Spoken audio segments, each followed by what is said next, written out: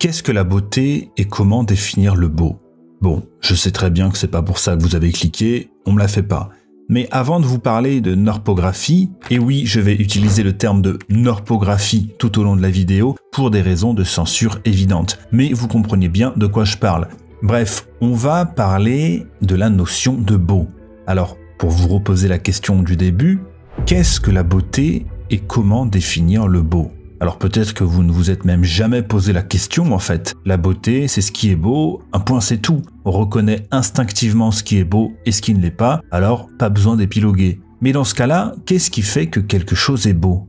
Et qu'est-ce qui fait qu'une chose peut être plus belle qu'une autre? Et quel est le rapport avec la norpographie? On y vient. Calmez-vous. Quand on commence à se questionner sur la notion de beau, on tombe rapidement dans un tourbillon de questions auxquelles il est souvent impossible de répondre. D'ailleurs, ça fait des siècles que les philosophes se cassent les dents sur cette question. Encore assez récemment, un philosophe du nom de Roger Scruton, plutôt connu pour être assez conservateur, s'est aussi posé la question du beau. Alors il n'y a pas longtemps, j'ai lu un livre. C'était Beauty, A Very Short Introduction de Roger Scruton. Et ce que je vais vous présenter ici, c'est sa réflexion sur la beauté en tant que philosophe. Et pour vous présenter sa vision du beau, je vais m'appuyer principalement sur son discours sur la norpographie. Mais avant de rentrer dans le vif du sujet, il va falloir faire un petit détour pour comprendre certaines petites choses dans le raisonnement de Roger Scruton. Et la première chose à comprendre, c'est que pour Scruton, la beauté n'est pas relative. Il n'y a pas de les goûts et les couleurs, ça ne se discute pas. Scruton, lui, il tranche la question. Parce que cette phrase, ce qu'elle veut dire, au fond, c'est chacun a ses préférences et il n'y a pas à faire de hiérarchie entre les goûts. Mais dire ça, c'est dire que tout se vaut. C'est le relativisme le plus absolu. Or, pourquoi on dit ça? Pourquoi on dit les goûts et les couleurs, ça ne se discute pas? Eh bien, tout simplement parce que dire l'inverse, c'est profondément politiquement incorrect. Nos préférences sont le reflet de notre personnalité et s'attaquer au goût de quelqu'un, c'est s'attaquer à ce qu'il est. Dire par exemple que la musique classique est supérieure au rap, c'est émettre un jugement de valeur, même indirectement, sur les gens qui écoutent du rap. Tiens, on va faire un test, juste pour voir, histoire d'observer les réactions en commentaire. Moi, Modin, j'affirme que le rap ne vaut rien comparé à la musique classique qui lui est supérieure en tout point.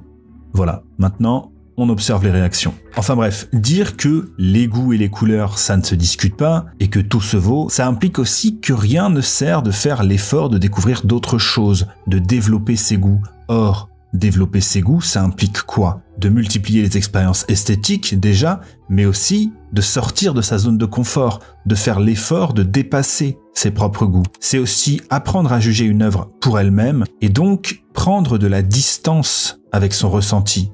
C'est apprendre à s'intéresser à la cause plutôt qu'à l'effet. Et essayer de retenir ça, parce que c'est vachement important et qu'on va y revenir. Éduquer son goût, c'est apprendre à juger une œuvre en elle-même et non pas uniquement par rapport à ce qu'elle nous fait ressentir. Parce que si on définit la beauté en tant que ce qui nous plaît, au fond, ça en dit plus sur nous-mêmes que sur l'objet en question. Et la deuxième chose à savoir, avant de commencer, et je vous jure qu'on va vraiment parler de norpographie, c'est promis, c'est que pour Roger Scruton, la beauté est non seulement universelle, mais c'est aussi quelque chose de rationnel. La beauté, selon moi, est une valeur réelle et universelle, ancrée dans la nature rationnelle, et le sens de la beauté a un rôle indispensable à jouer dans le façonnement du monde humain. Et effectivement, quelque chose en nous appelle la beauté. C'est presque un besoin, tout comme on a tendance à fuir ce qui est laid. Et la beauté n'est pas propre à un domaine. Tiens d'ailleurs, quand vous entendez le mot beauté, qu'est-ce qui vous vient en tête en premier? Je vous laisse 3 secondes pour faire pause et me le dire en commentaire. Et trichez pas, hein. Je fais le pari que la plupart des réponses concernent soit l'art, soit les femmes. Parce qu'effectivement, la notion de beauté peut concerner les êtres humains, les animaux, la nature, les choses, ou l'art. On dit parfois même « il a eu une belle mort », pour parler d'une mort paisible ou une mort héroïque. Et pour Roger Scruton, quand on parle de la beauté humaine, ou de la beauté de la nature, ou de la beauté de l'art, on parle de la même chose. Il n'y a pas plusieurs sens au mot beauté. Qu'on parle de la beauté d'une voiture, d'une femme ou d'un tableau, c'est la même chose, mais à des degrés différents. En fait, il établit une sorte de hiérarchie. Tout en bas, vous avez la beauté minimale, c'est-à-dire une table bien mise, une pièce en ordre, la symétrie d'un meuble. Et tout en haut, vous avez le sublime, la chapelle Sixtine, une symphonie de Beethoven ou une vidéo de Modin. Nous pouvons qualifier quelque chose de beau quand nous avons plaisir à le contempler en tant qu'objet individuel, en lui-même, et dans la forme dans laquelle il se présente. Et ça, c'est vraiment l'idée essentielle. La contemplation de la beauté est toujours désintéressée. Elle n'a pas d'autre but que la contemplation de la beauté elle-même. Et ça, c'est vraiment essentiel dans la pensée de Scruton. À partir du moment où la beauté sert une cause, morale, politique ou autre, alors on commence à avoir un rapport intéressé à l'objet en question. Parce que dans ce cas-là, la beauté échappe à son rôle, c'est-à-dire celui d'être simplement contemplé. Alors, vous avez certainement des objections, des contre-exemples par rapport à ça, et vous vous demandez quand est-ce qu'on va parler de norpographie de merde. Mais attendez un peu. Le grand paradoxe, c'est que si la beauté ne sert à rien, elle est aussi l'une des choses les plus importantes qui soit pour l'être humain. Et si c'est aussi important, c'est parce que cette capacité à contempler la beauté, c'est ce qui nous différencie des animaux. Parce que les actions des animaux, elles, sont toujours motivées par quelque chose, alors que la contemplation du beau est toujours désintéressée. Contempler, c'est s'intéresser uniquement à la chose en elle-même. La contemplation de la beauté, c'est quelque chose qui n'a ni but, ni fin. Et notre rapport au beau est lié à notre humanité, parce que tout au long de l'évolution de l'être humain, le groupe a eu tendance à valoriser ceux qui peuvent créer une valeur esthétique, que ce soit par leur beauté propre, ou par leur création. Et on l'a vu chez Scruton, la beauté, c'est la beauté, quel que soit l'objet dont il est question, que ce soit un être humain, un objet ou un paysage. Et donc, les individus capables de créer un intérêt esthétique ont toujours eu de plus grandes chances de transmettre leurs gènes. En clair, si vous voulez vous reproduire, soyez beau. Si vous n'êtes pas beau, créez du beau. Le beau a cette capacité de rendre les personnes ou les choses spéciales, de les sublimer, et surtout, et ça aussi, il faut le retenir, de les individualiser. Et donc, la capacité de créer un intérêt esthétique profite bien sûr à l'individu lui-même, mais elle renforce aussi la cohérence du groupe. Debussy, Monet ou Baudelaire, par exemple, ont non seulement brillé individuellement, mais ils ont aussi fait briller leur pays, leur culture. Et donc ça y est, on y est. On va enfin commencer, après toutes ces préliminaires, à pénétrer doucement dans le vif du sujet. What ?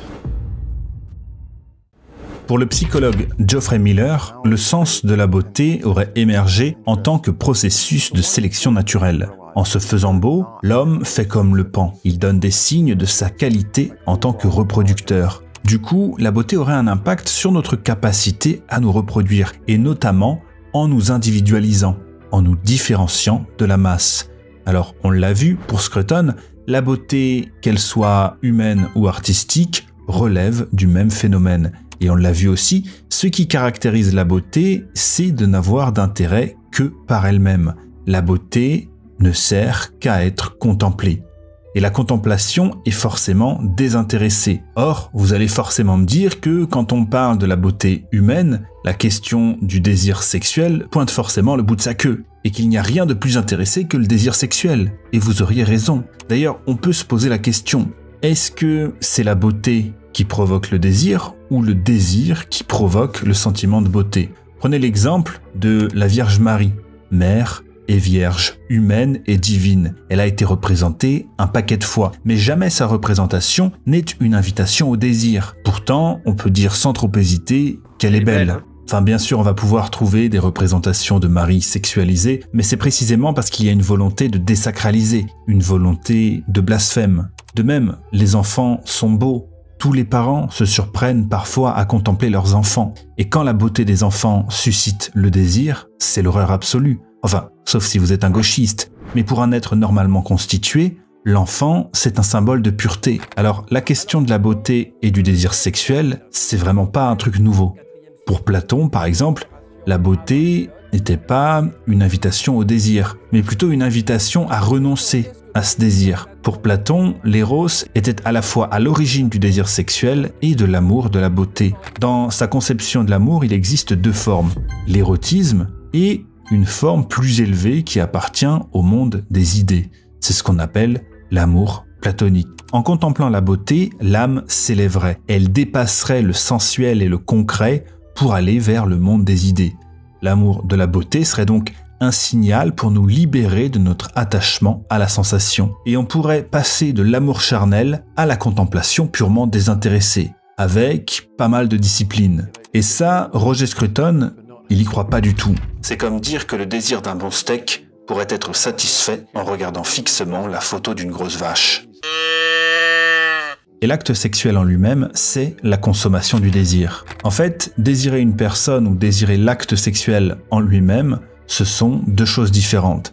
Si vous avez le désir d'un verre d'eau, qu'importe le verre d'eau qu'on vous donne, ce que vous voulez, c'est étancher votre soif. Si vous désirez une personne, c'est que vous avez le désir d'un individu unique. Si vous désirez assouvir vos pulsions sexuelles, non seulement vous pouvez le faire avec à peu près n'importe qui, mais surtout, votre désir de cet individu unique ne sera pas assouvi. Et en individualisant une personne, justement, on la met un peu sur un piédestal, on la sacralise. Quiconque est déjà tombé amoureux comprendra. L'expérience de la jalousie, c'est d'ailleurs une expérience typiquement humaine. On a peur que l'objet de notre amour soit profané. Pour Scruton, le sacré, la beauté et la sexualité ont une racine commune. C'est l'individualité. Et ça, c'est très important. Notre rapport à la beauté est indissociable de l'individualité. Et la différence entre érotisme et norpographie est peut-être ce qui illustre le mieux ce phénomène.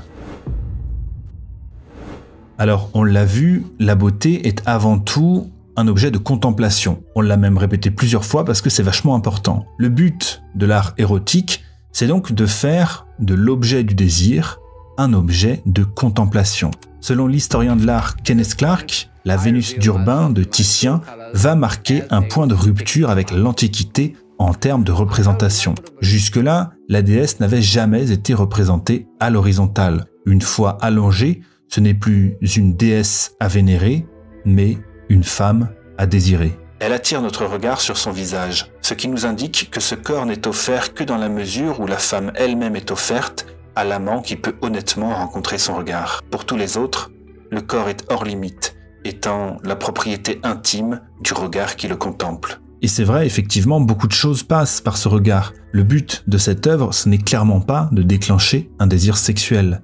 Et à ce tableau, Scruton va opposer les tableaux de François Boucher, dans lesquels les femmes représentées sont désindividualisées, sans âme, une simple fétichisation des corps humains. Selon Scruton, c'est peut-être attirant, mais pas beau. Avec ce genre de tableau, on n'a aucune chance d'atteindre le sublime, c'est-à-dire la forme la plus élevée du beau. Alors que chez Titien, il y a ce côté inatteignable. Vénus n'est pas montrée pour être un objet de désir, mais au contraire pour exprimer sa force. Et pour Scruton, c'est ça l'érotisme. Ce n'est pas l'art de la concupiscence. D'ailleurs, personne ne se masturbe devant un tableau de Titien. Personne, hein. Ça, c'est de l'art. Je vais me payer une petite branlette. Idem quand Manet peint Olympia, un tableau très similaire dans la posture. Son intention n'est pas de présenter le corps comme un objet sexuel. Ici, la femme est individualisée. Elle regarde le spectateur. Ici, la beauté ne peut être que contemplée. Habituellement, on distingue érotisme et norpographie par rapport aux parties du corps qui sont représentées, ou bien en disant que la norpographie est la représentation d'un acte S, alors que l'érotisme est la représentation du plaisir ou du désir. Scruton différencie les choses un peu différemment. Pour lui, l'érotisme prend tout son intérêt de la personne incarnée, le sujet, là où la norpographie s'intéresse uniquement au corps, à l'objet. Et surtout, il voit dans la norpographie une forme d'esclavage, de déni du sujet humain, une forme de dépersonnalisation, là où l'érotisme, au contraire, est une invitation dans la subjectivité d'une autre personne. L'image pornographique est comme une baguette magique qui transforme les sujets en objets, les personnes en choses et les désenchante ainsi en détruisant la source de leur beauté. Elle pousse les gens à se cacher derrière leur corps, comme des marionnettes actionnées par des ficelles cachées.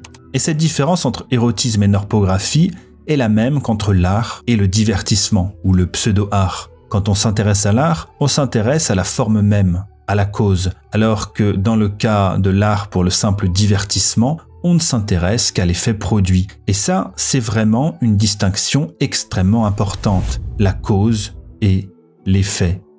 L'art véritable nous divertit également, mais il le fait en créant une distance entre nous et les scènes qu'il dépeint. Une distance suffisante pour engendrer une sympathie désintéressée pour les personnages plutôt que des émotions par procuration qui nous sont propres. Ce que l'art véritable invite à faire, selon Scruton, c'est créer une distance volontaire pour se projeter dans l'œuvre et ainsi pouvoir s'intéresser à la cause. Ce que le divertissement propose, en revanche, c'est de se concentrer sur soi-même, sur ce que l'on ressent, s'intéresser à l'effet. Et la norpographie, tout comme l'art de divertissement, est un plaisir des sens, un plaisir subjectif. D'ailleurs, la norpographie comme le divertissement, jeux vidéo, Netflix, etc. peuvent causer une certaine forme d'addiction. Parce que ce qui intéresse, c'est bel et bien l'effet. C'est de se sentir happé, de ne pas voir le temps passer.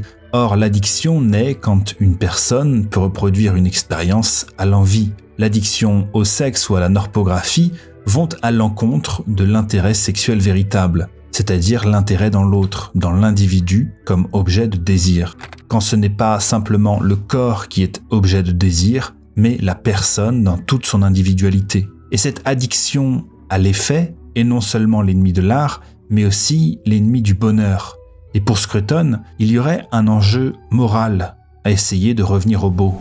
Quiconque se soucie de l'avenir de l'humanité devrait étudier comment faire revivre l'éducation esthétique, comme l'a décrite Schiller, qui a pour objectif l'amour de la beauté. La norpographie, pour Scruton, c'est une profanation, et c'est aussi la désacralisation de la femme et de la sexualité. La norpographie serait donc à l'érotisme ce que le divertissement est à l'art. La condamnation de la prostitution n'était pas une simple bigoterie puritaine, c'était la reconnaissance d'une vérité profonde, à savoir que vous et votre corps n'êtes pas deux choses, mais une seule, et qu'en vendant le corps, vous endurcissez l'âme. Et ce qui est vrai pour la prostitution l'est aussi pour la norpographie. Ce n'est pas un hommage à la beauté humaine, mais une profanation de celle-ci. Et ce que Scruton dénonce, c'est cette manie qu'ont certains à vouloir systématiquement faire du vulgaire et du laid de l'art, et surtout de faire passer le vulgaire et le laid pour du beau. En fait, pour Scruton, la beauté est liée au sacré, et on se rappelle que pour lui, la beauté n'a pas d'autre fonction qu'elle-même. Le désir de profanation entraîne un plaisir qui lui est propre, et on pourrait être tenté de penser qu'il s'agit là aussi d'un plaisir esthétique. Pour Scruton, la beauté a une dimension morale, et il considère qu'une partie de l'art contemporain ne sert qu'à détruire l'art traditionnel, qu'il est là pour détruire et pour désacraliser le beau, que beaucoup ont fini par trouver que le choquant avait autant d'intérêt que le beau, et que certains en viennent même à préférer ce qui est choquant à ce qui est beau, en grande partie parce qu'ils sont obnubilés par l'effet et non par la cause. Le désir de profaner est un désir de retourner le jugement esthétique contre lui-même, pour qu'il n'apparaisse plus comme un jugement sur nous. C'est ce que l'on voit tout le temps chez les enfants, le plaisir des bruits, des mots, des allusions dégoûtantes, qui les aident à se distancier du monde des adultes qui les jugent et dont ils veulent nier l'autorité.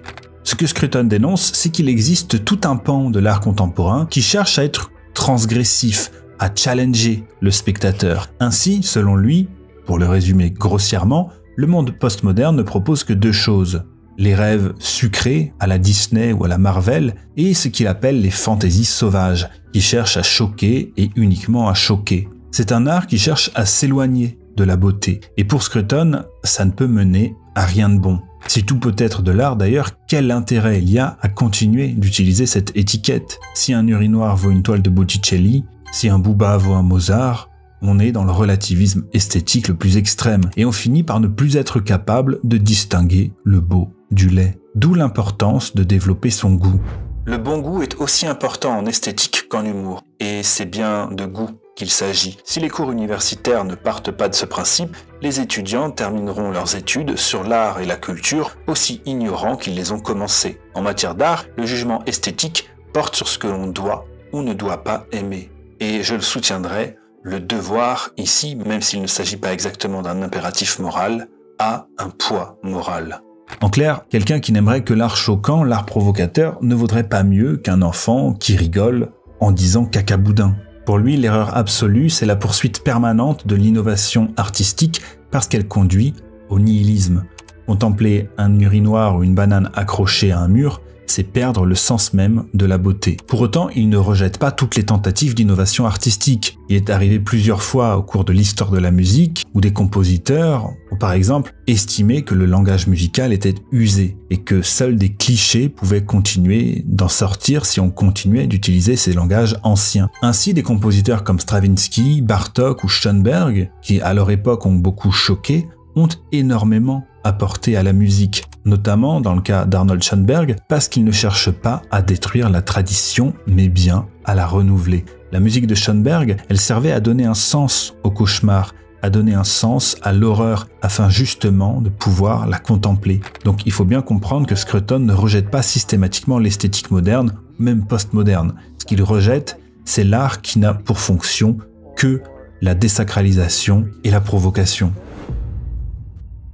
Et donc, on en arrive à la fin de cette vidéo, et vous l'avez bien compris, Scruton n'a jamais pris le risque de définir ce qu'était la beauté. Peut-être parce que c'est trop casse-gueule. Mais il va donner une certaine définition de l'art, cependant, qui est un des moyens d'accéder à la beauté. Le langage imparfait de l'indicible.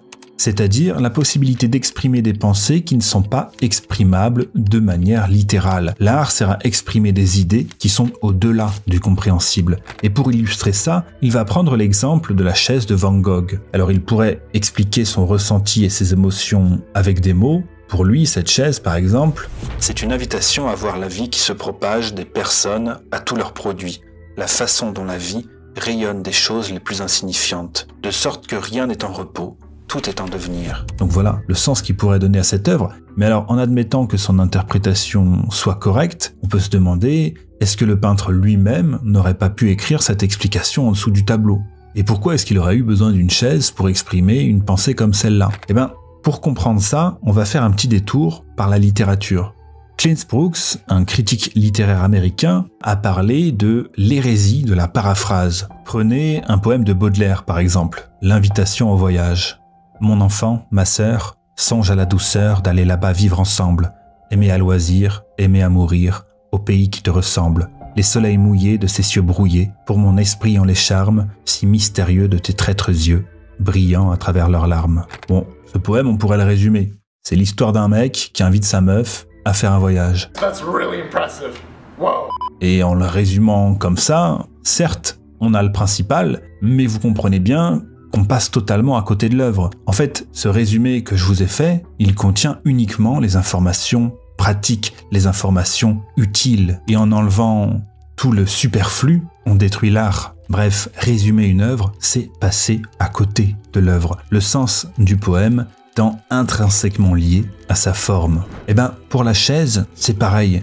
Ce qu'elle exprime est unique. Une autre chaise peinte par quelqu'un d'autre n'aurait pas évoqué exactement la même chose. Ce qui fait sa beauté, et ce qui fait la beauté d'une œuvre d'art, c'est son individualité, et le fait qu'elle n'ait pas d'autre but que d'être contemplée. Et le grand paradoxe de la beauté, et on finira là-dessus, c'est qu'elle n'a pas de but en soi. Et pourtant, la beauté est notre but ultime à nous en tant qu'être humain. Parce que c'est ce qui nous libère de notre quotidien. C'est ce qui nous montre à quel point ça vaut le coup d'être humain. Voilà pourquoi elle est si précieuse, et voilà pourquoi il faut la protéger. Nous pouvons errer dans ce monde, aliénés, pleins de ressentiments, de suspicions et de méfiance. Ou bien nous pouvons y trouver notre foyer, nous reposer en harmonie avec les autres et avec nous-mêmes.